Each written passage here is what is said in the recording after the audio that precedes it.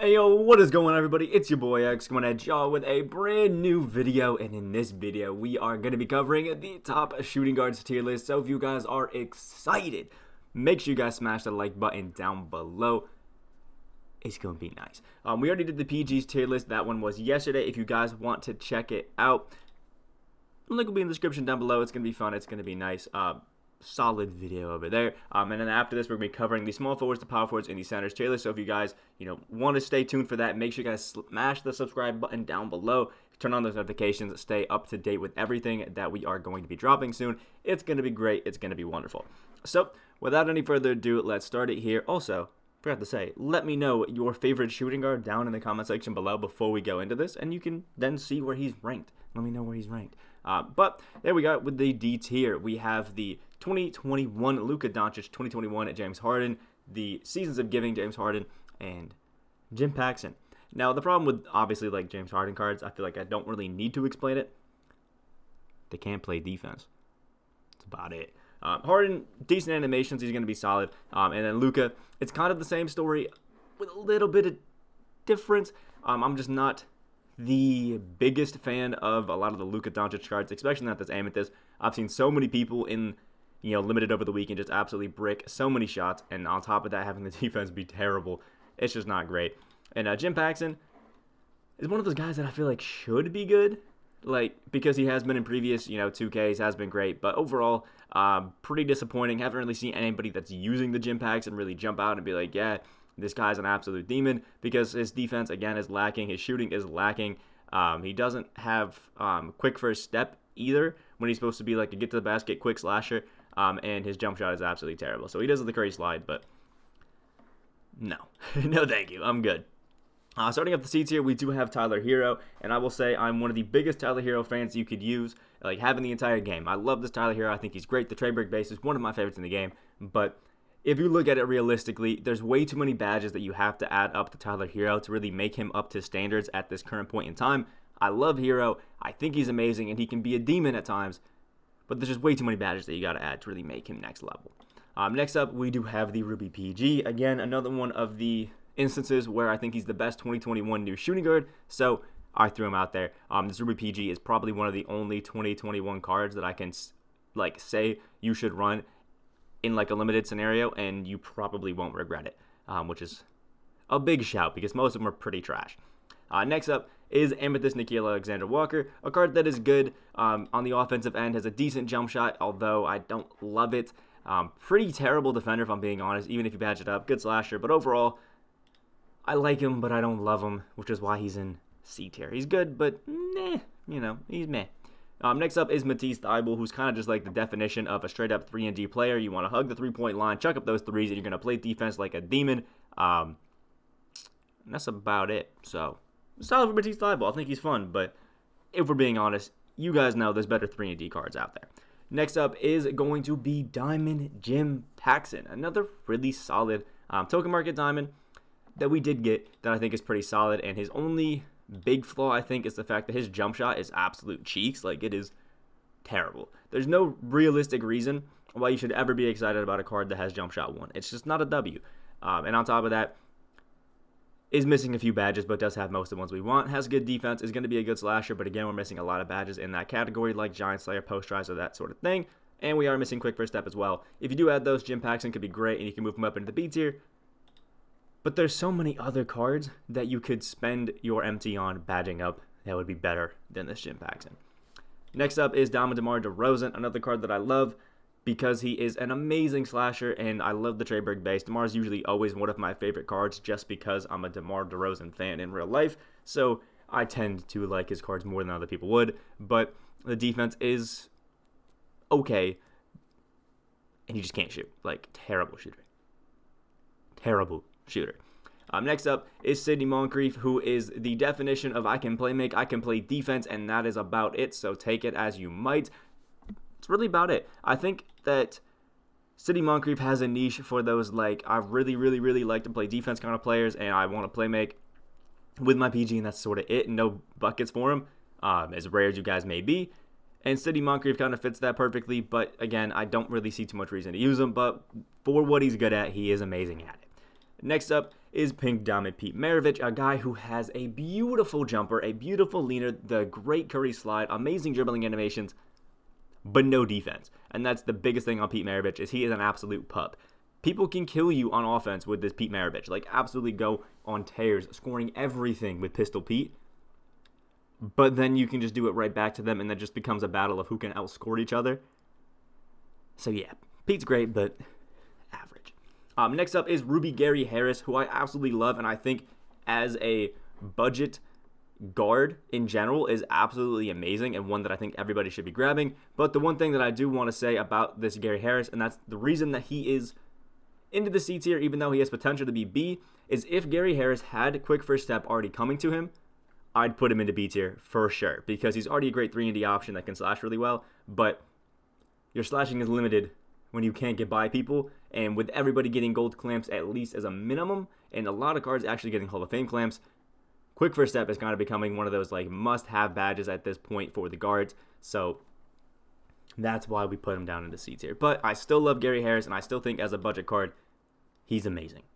Now, starting off, we have the B tier, where we have Pink Diamond Allen Iverson. Now, Allen Iverson, I think, is a PG. If you do add clamps and you have some fun with them, could be, maybe argued into the A tier. But as a shooting guard, let's be honest, he's not the most amazing. He's a 6-foot shooting guard. He can't play that great at defense unless you batch it up. But the Traber jump shot's amazing. He dunks on everybody, surprisingly. And Allen Iverson this year, I feel like, actually, for one of the first times in 2K, is a pretty capable card that isn't getting shut down by his lack of height on anything other than defense, which is awesome. Next up is Aaron Aflalo. Amethyst Aaron Aflalo is a beast. Another one of those Inferno cards that are just amazing. And let me tell you guys, I loved this Inferno set. Everything about it was beautiful. The lower rated cards, minus Festus Azili, are amazing. And the higher rated cards are absolutely godly as well. And Aaron Aflalo is no exception. Is a great slasher, even has an amazing driving dunk. He comes with gold range. He comes with quick first step. He has Hall of Fame clamps, which I just love. But the one thing that's holding me back on Aaron Aflalo is the fact that jump shot 18, it ain't great. No cap. Bad. It is terrible. Absolutely terrible. Like, you don't want to use it. But it does have the normal leaner, which I think just saved him a little bit.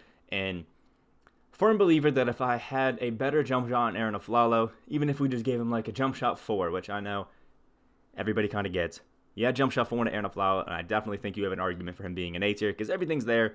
I don't like the jumper.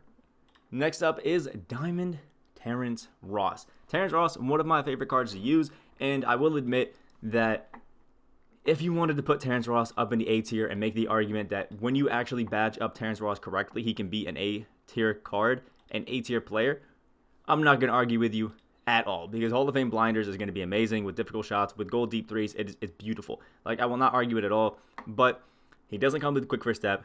He doesn't have anything higher than bronze clamps, which you have to, badge up.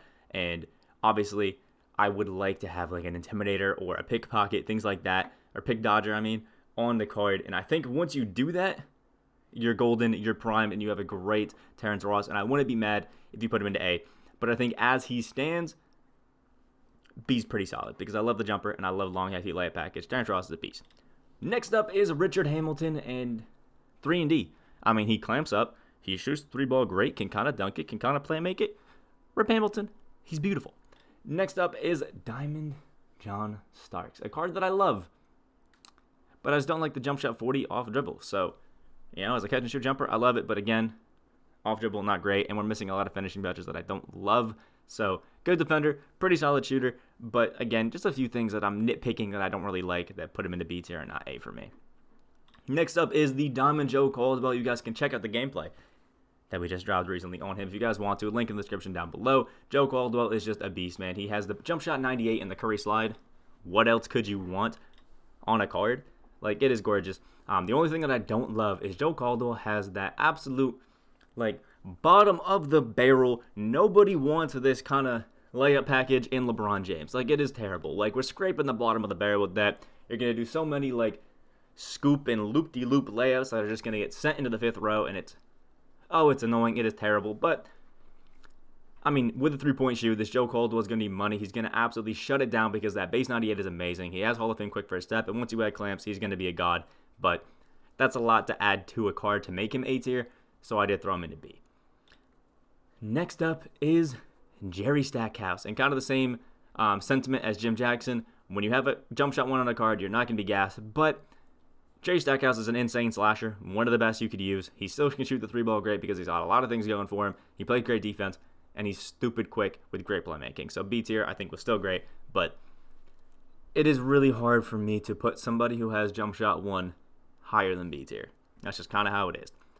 Next up is Pink Diamond Jaylen Brown, who is a card that I absolutely love. His jumper is one of my favorites in the game, but I gotta say it costs way too much to badge him up and make him that A to S tier card. If you wanted him to be A to S tier when badged up, that is great, but for a lot of these cards, I've been taking the badged up versions out of account because it's stupid expensive, and I know a lot of people want to just pick up the cards that already have those because it costs more to badge up some cards than it does to just pick some up already. So Jaylen Brown found his way into B tier. Next up is Pink Diamond Doug West, a card that actually has been getting a recent bit of hate, and I don't really understand it because he's kind of a demon. He's just great.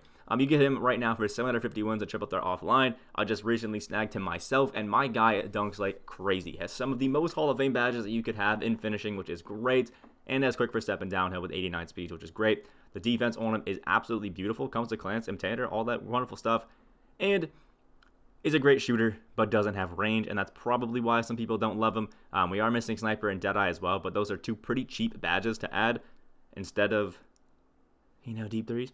But overall, I think he's great. Has jump shot 107, which is actually a pretty solid jump shot. It's on, Dort and Terry Rozier, and I've seen so many people be money with those. So honestly, I feel like Doug West is getting a little bit too much hate for how great he is. I think B tier is a pretty solid one for him, and if you do add range, you could put him a little higher if you wanted to. I wouldn't be mad about it. Next up is Amethyst D'Angelo Russell, a card that just has a beautiful jump shot. It's so easy to time. It's so beautiful. And this is one of the few cards that I decided to rank on his badged up version because I understand how much people love this D'Angelo Russell. If you do add the correct badges to this D-Lo, like a clamps and things like that, he's going to be great because the jumper's money, and he's just an overall amazing card. He has almost all the shooting badges you want, like silver blinders, comes with gold range, comes with quick first step. Like, the only thing you need to do is boost the defense up a little bit, and he's going to be great and be kind of like a mini Curry for you, which is awesome.